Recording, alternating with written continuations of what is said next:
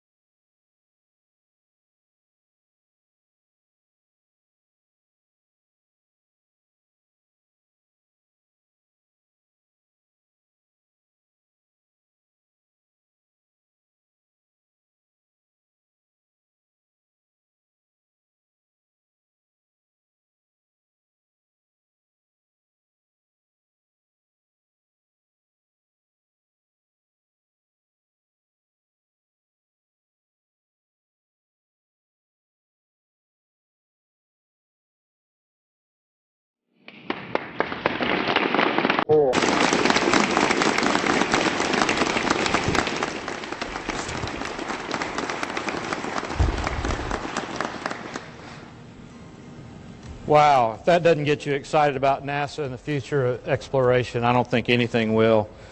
Hello everyone, and welcome to NASA's Marshall Space Flight Center, located in Alabama's Rocket City.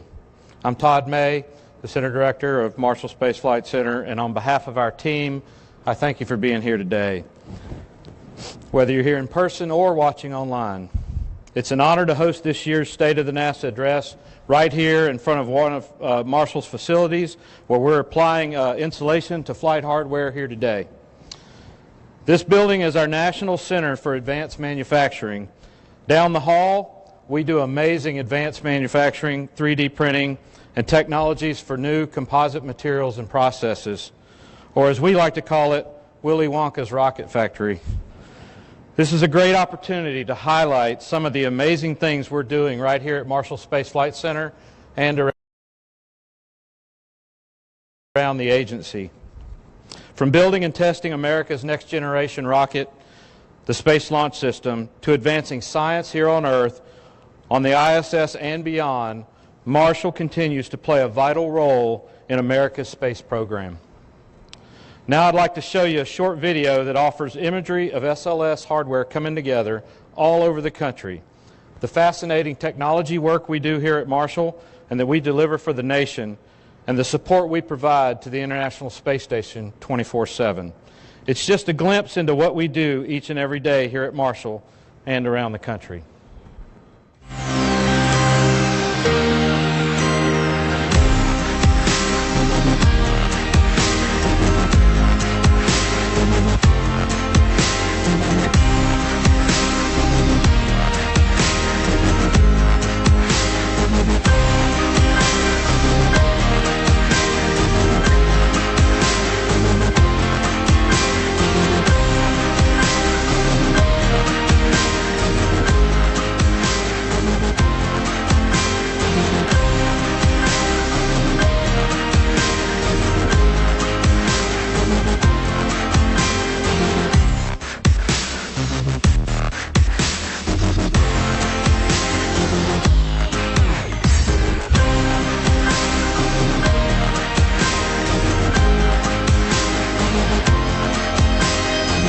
Here at Marshall Space Flight Center, we make human space exploration possible.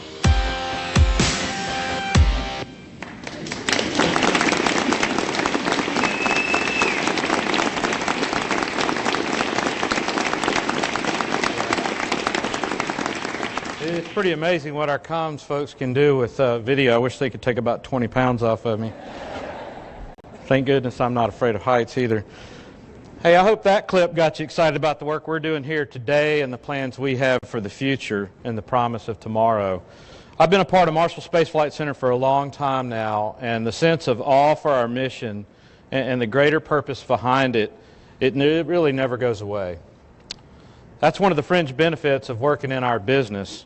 We get really excited about the work we do, and the sense of mission is what gets us up very early every day. And the man I'm about to introduce to you is no stranger to Marshall Space Flight Center either. I could give you a long bio of him, some of which, actually none of which he'd want me to tell you. Some of it because we knew him way back when, but the rest of it because he has that true gift of humility. And if you don't know who he is, there's a portrait of him hanging over at Morris Auditorium. So I want to just say thanks again for being here today. Welcome to Rocket City. And without further ado, I want to bring up Robert Lightfoot, our acting administrator. He is an amazing person that has been leading our agency now since the departure of his predecessor, Charlie Bolden. Robert.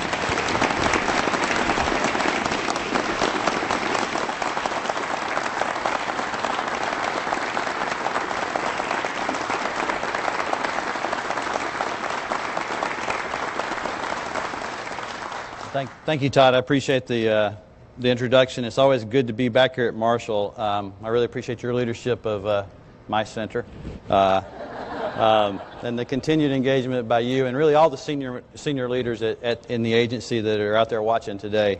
It's been a joy as the acting administrator having such a great senior leadership team around me to help me run this place. It's a great agency to run. I have to admit that this is almost like old home day for me. This weekend I saw my kids. This was my third kid.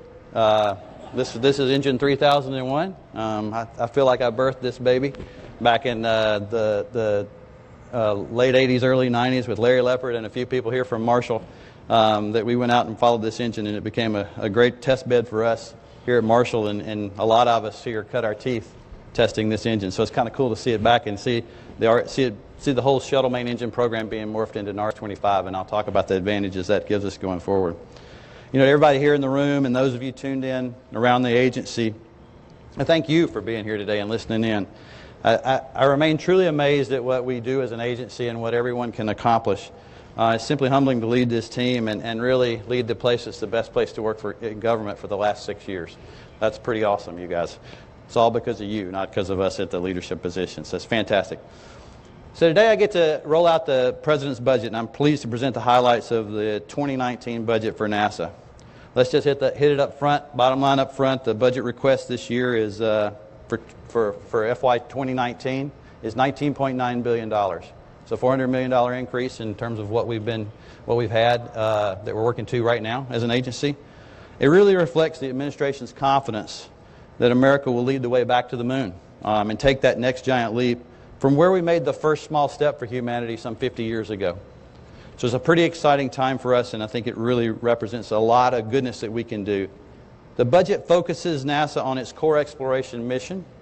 It reinforces the many ways that we return value to the American taxpayer through knowledge and discoveries, strengthening our economy and security, and deepening partnerships with other nations, providing solutions to tough problems, and inspiring that next generation to take over from us one day when we're all done.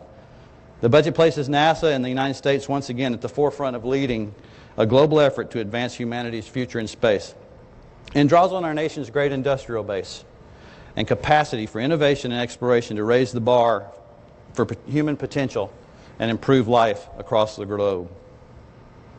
The proposal this year provides a renewed focus to our human spaceflight activities and really tries to expand our commercial and international partnerships and continues that pursuit that we've always had of cutting-edge science and aeronautics, the breakthroughs that we need that are at the core of our very mission as an agency. In addition to providing continuity in most of our mission areas, there are really three distinct areas in the exploration area that we're going to talk about, mostly around the lunar exploration program that we're trying to do, what we're going to try to do with low Earth orbit, and then the research and technology area as we move forward. But before I go into the details of that, I really want to share with you how we got to this point, because it's been kind of a labor of love for the past couple of years for a lot of us in the leadership position, and I want to explain how those exploration efforts have been embraced by the administration and the work that the team's done to get us there. So if you'll bear with me, I'm going to kind of get you there. So this, as always, these budgets are a culmination of a lot of work over roughly the past 2 years by the whole NASA team, really kind of trying to establish what are those key roles that NASA plays, not only in government but in the world. We get to this point by a lot of work by a lot of folks, and I got to tell you, I want to thank Andrew Hunter and the CFO and RMO team in the agency for the tremendous effort they've had this year on this complex budget. Andrew's been acting just as long as I have, and I can tell you he's been doing a whole lot more than acting. He's been doing a great job leading this team and leading the organization to get the budget built. So thank you, Andrew, for all the work you've done to do that. But how did we get to this point? How do we get to a point where we get a budget that is so positive here? If you go back before the election, we spent roughly a year as a senior team really trying to work on the transition to a new administration, asking those fundamental questions. Why do you have a NASA? What does the N in NASA stand for, that national? What does it mean to be national? We looked at law, we looked at policy, we looked at history, we bantered back and forth, and we really came down to our enduring purpose as an agency is to discover, explore, and develop. And we kind of built off those tenets and created a whole new set of tenets that we shared with the new administration. And I think you'll see these tenets are kind of woven throughout everything I talk about when I get to the budget pieces of this. Those tenets are simple. They're maintaining and expanding U.S. global leadership in space and aeronautics to support national interest, support the industrial base, but also as a global arm of diplomacy and influence across the world. We also expand human knowledge through new scientific discoveries. We do that all the time. I mean, just look. Every week we have something else coming out in that arena. We're extending continuous U.S. presence deeper into space. We're addressing the societal challenges that this nation faces, and we're trying to catalyze economic growth. And my favorite one is we inspire a nation. We inspire a nation with what we can do, not dwelling on what we can't do. We use those tenets, working with the administration, to shape NASA's important thread in the fabric of this nation. The next big step in this process was when the reestablishment of the National Space Council, chaired by Vice President Mike Pence. I've been so impressed with Vice President Pence's engagement in what we're doing as an agency. I've had the opportunity to talk to him several times, and he truly is inspired by what you guys do every day and wants us to do more. And so it's exciting to be around him and talk to him about this. In the first meeting of the council in over 25 years, I was assigned an action, given 45 days to develop a nationally focused study to have NASA lead an innovative and sustainable campaign of exploration that will lead the return of humans to the moon for long-term exploration and use, followed by human missions to Mars and other destinations. This study would become the backbone of our exploration campaign that's called out in the President's Space Policy Directive 1, signed by President Trump, and then codified, I believe, in this budget, this 2019 budget. While the directive created a renewed focus on return to the moon, we had to address a lot of familiar issues that we've had to address for the past few years. As most of you know, we've used the International Space Station as our jumping off point, or the cornerstone, for pushing human presence further into space, with a horizon goal always of humans to Mars. This includes learning about human physiology of spaceflight, demonstrating new technologies for systems that we need for further transportation, and enabling a new industry set of partners to bring to bear their capabilities and actually emerge as leaders in their own right to help us on this journey. You may also remember we've been saying that we needed to establish a presence in the area around the moon to prepare for such a journey.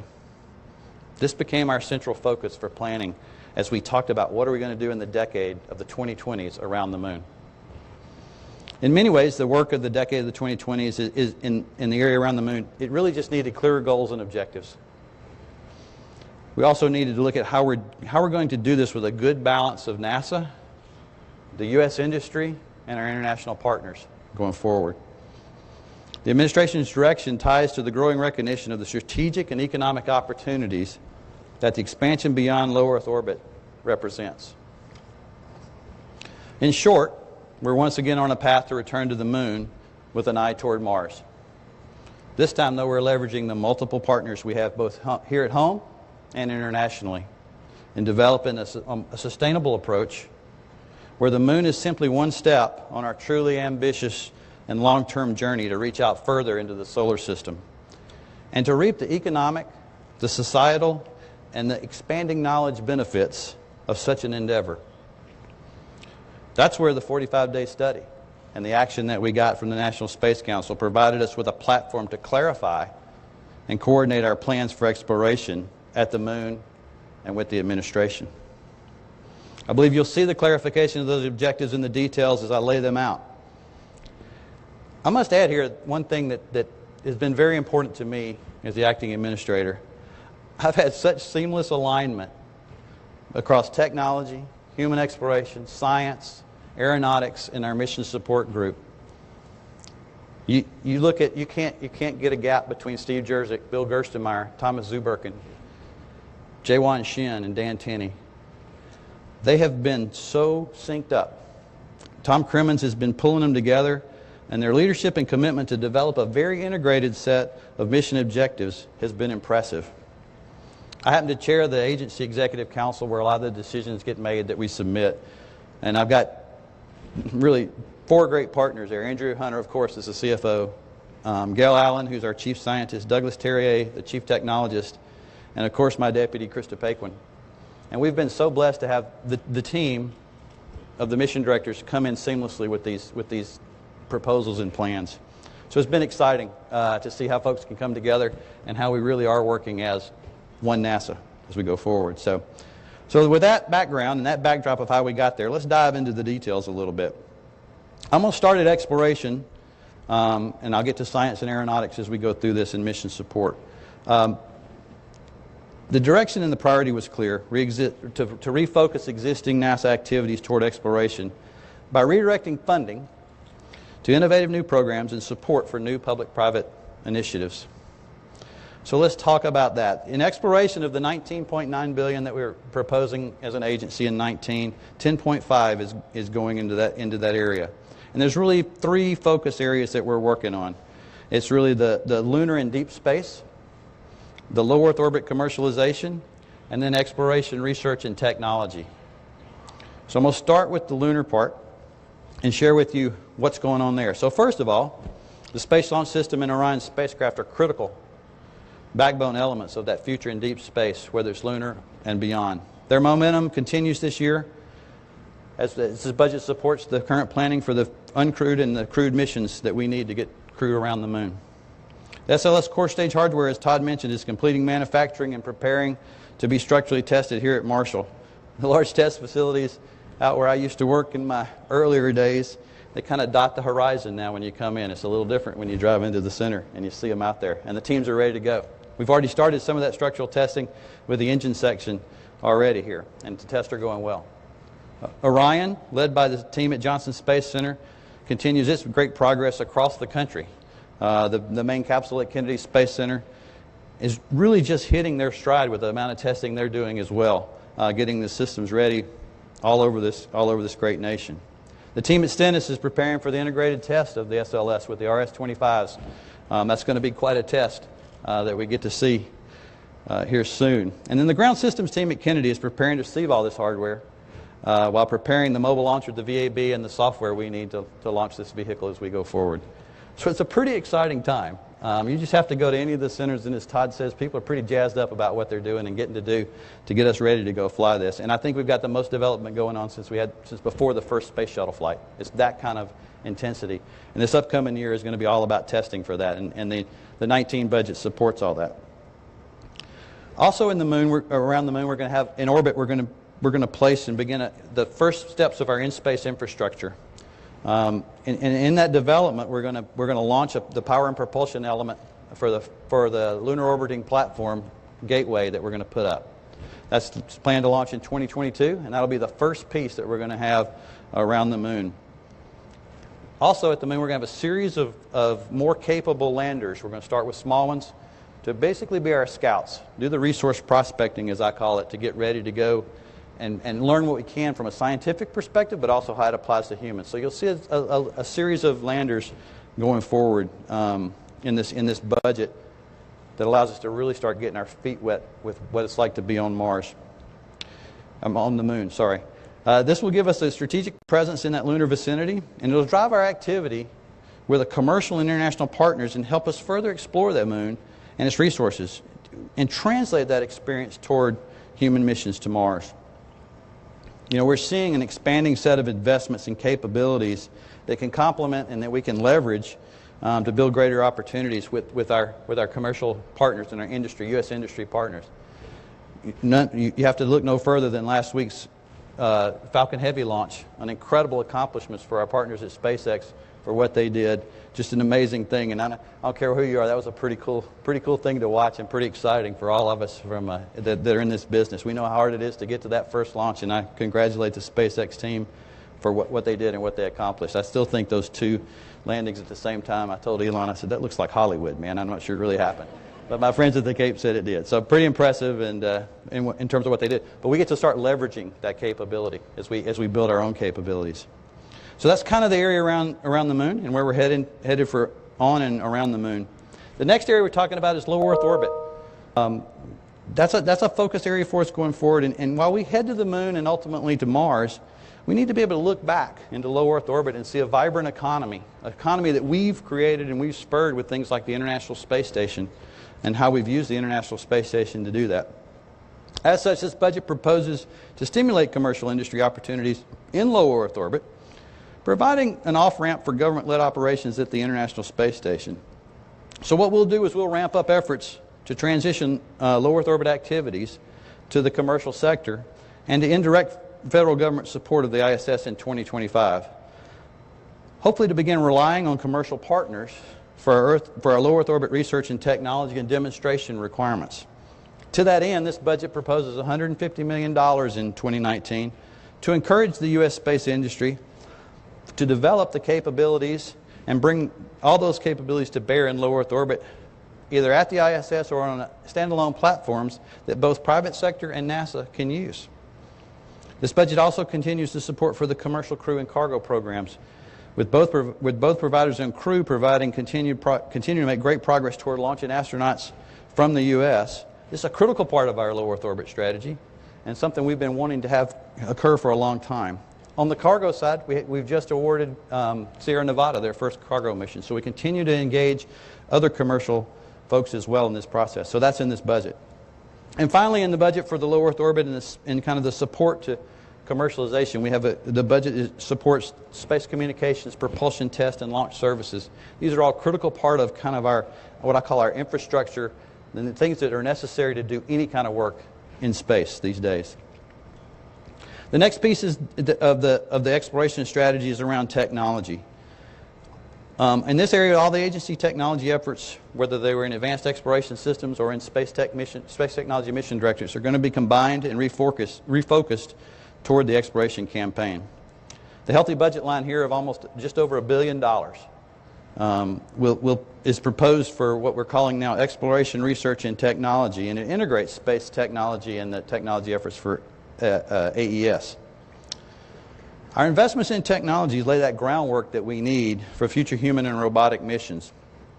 We're going to invest in a lot of things, from habitat systems to in-space propulsion to entry, descent, and landing.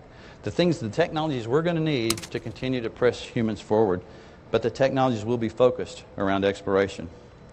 As such, we're also going to realign the organizational structure to best meet this new exploration focus. I've asked Steve Jerzik, the current head of Space Technology Mission Directorate, to lead an effort to design a new organizational approach. Today we're looking at two options: a single mission directorate that includes the LEO commercial activity I talked about, the deep space exploration I talked about, and this exploration, research, and technology. The other option is the LEO commercial is by itself, and the other two are together as a mission directorate. So we're going to be working through that over the next few months to see what the best option is going forward, and there's even hybrids from that, as you can imagine. So Steve will be leading that to me and reporting back to me as we go forward. So overall, from an exploration perspective, a very exciting budget, $10.5 billion, and a lot we can do as an agency. I'm very excited about that. So now let's move on to science. The science, our critical portfolio in science, and the budget proposed this year is roughly $5.9 billion. The incredible science portfolio will continue to increase our understanding of our planet, our place in the universe, pursue those civilization-level discoveries that our science team does so often, such as whether or not there's life elsewhere in the planet or out in the universe, and scout for knowledge to inform future human advancement in space. Mars rovers, sample return missions, diverse Earth and planetary missions, and spacecraft to study the sun and how it influences the very nature of space are things we'll learn about. Our wide-ranging science work is enabled on many fronts in this budget, and it will continue to lead the world in its size, scope, and scientific output. Robotic exploration of the solar system continues strongly with funding in this budget of the next Mars rover to launch in 2020. So our Mars 2020 is in here. Funding to explore the possibility of returning samples from Mars, the next piece we want to do from a Mars standpoint. And the Europa Clipper mission to fly repeatedly by Jupiter's icy moon of Europa is included in this budget. We'll support a focused Earth science program while we propose terminating the same missions we proposed terminating last year as we go forward. But the budget there is the same as it was before. As stated earlier, Science Mission Director will actually lead the initial lunar exploration landers. The landers I talked about in the exploration program, the budget proposes $200 million in 2019 to jumpstart those small landers and the intermediate landers as we get going, to really be our scouts, followed in sometime by larger landers that can begin lunar surface mobility and actually sample return of lunar resources soon thereafter, potentially through the Lunar Orbiting Gateway platform, or Lunar Orbiting Platform gateway that we have. This budget also continues to fund the work of our incredible scientists across this country to research and analyze the data coming from our many spacecraft that we have flying today, and to look ahead at the next missions that we need to accomplish to meet the many science objectives we have in front of us. We did have to make some hard decisions in science, though, and this budget proposes canceling our WFIRST mission and taking those resources and redirecting them to other agency priorities. In aeronautics, NASA has always strengthened our national security and the economy with our ongoing research and testing of new aeronautics technologies, and is critical in these areas for what we do. I think the budget this year will help us lead the world in global aviation economy with increased benefits worldwide.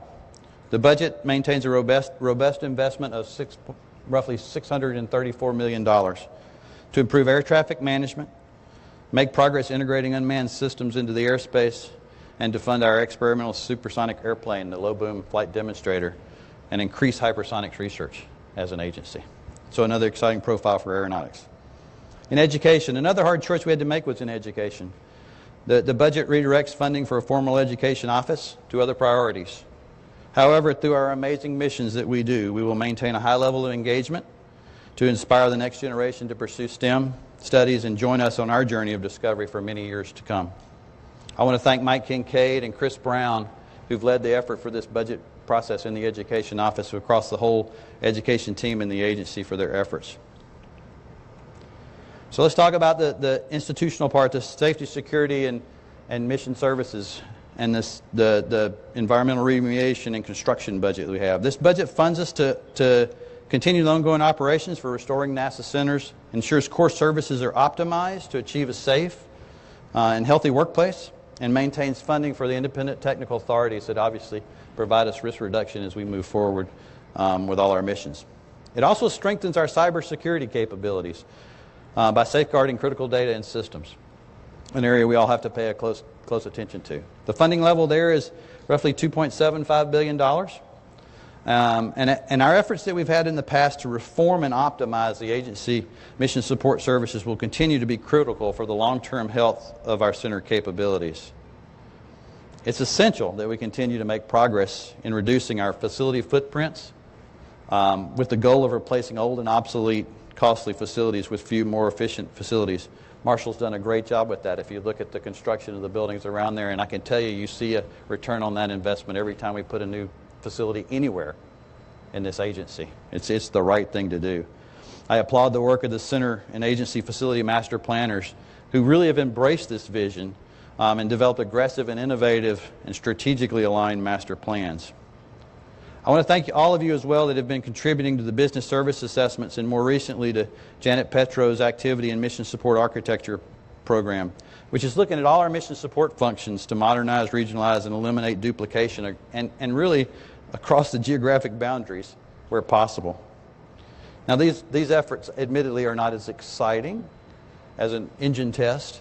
They're not as exciting as a discovery from a spacecraft that we have or a launch, but they are really critical to what we're doing as an agency to get more efficient and more effective, so we can take those resources and plumb them back right into our missions. In summary, I believe this budget has strong engagement for all of NASA, academia, industry, and our international partners. It is truly the and scenario that I talk about so much, not the or. It's going to take all of us to do that. While we had to make some hard decisions, as we always have to, this 2019 budget sets the stage for an exciting decade of the 2020s where we'll take our next giant leap. To demonstrate that, I believe it's useful to look forward to the end of the decade and see what we can accomplish with this budget. So if you'll go with me here a little bit, we're going to fast forward to 2030 and look back. And I believe everything I'm going to say is perfectly possible with this budget. In exploration, we will have crews and a growing number of people from all walks of life working around the moon and on commercial platforms in low Earth orbit. We'll be leveraging our industry partners to provide services to both the lunar vicinity and low Earth orbit. SLS and Orion will be transporting crews routinely to the Lunar Orbiting Platform Gateway, and they'll be transiting to and from the lunar surface, preparing for even more further deep space exploration. In science, we will have utilized our lunar scouting missions, and prospecting of lunar resources will be well underway. Samples will be collected on Mars, and we'll be well on our way to bringing them back home. We will have determined if we can generate oxygen from the Martian atmosphere in preparation for future human missions. We've found countless exoplanets from James Webb Space Telescope and TESS. We will have explored Europa and be well on our way to sending a lander there to probe for possible biological evidence of life elsewhere in our universe. The science from the Parker Solar Probe, say that fast, will have provided the best understanding of our sun ever and how space weather impacts us each day. Our continuous understanding of the Earth will have evolved thanks to the many satellites and aircraft we have feeding our knowledge and help us manage this incredibly increasingly interconnected home planet. Finally, OSIRIS-REx will have returned its sample from the asteroid Bennu and providing us untold insight into another planetary body. In aeronautics, drones will be fully integrated into the nation's airspace based on the systems developed by NASA researchers for our FAA partners. Urban air mobility will be a common mode of transportation. Yes, you'll have your Jetson car. And a new fleet of supersonic passenger planes will be in the skies. And at NASA as an institution, we'll have a much more integrated and efficient footprint, and we'll have transformed our operating model to allow reinvestment of resources back into the mission and mission support areas. This is what we can accomplish with this budget. None of this is out of our reach. And it's going to take all of us, NASA, academia, industry, our international partners, but we can do this. The administration has provided us that vote of confidence, entrusting us with the vision for the nation's growth and future. I want the entire workforce, whether you're out there watching or here in the room, to know that how much your efforts meant to NASA and our ability to actually gain that confidence and where you get to play in all those accomplishments that I just described that are coming. You always come through. We have one mission success after another and keep moving toward the next challenges together. And because of that, I say the state of NASA is strong.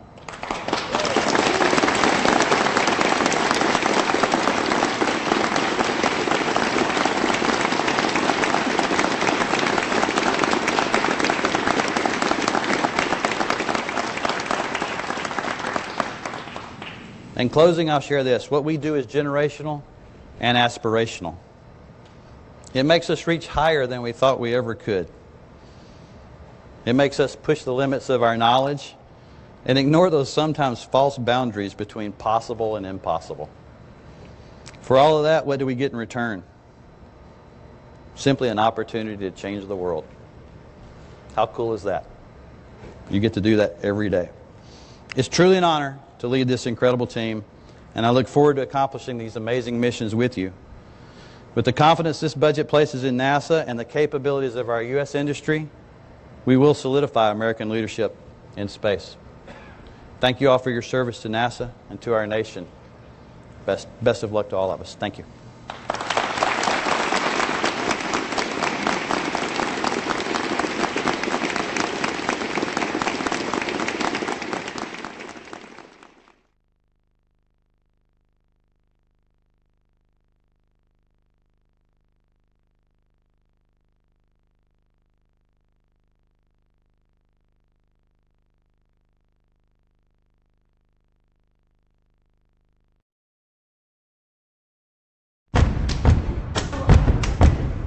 Five.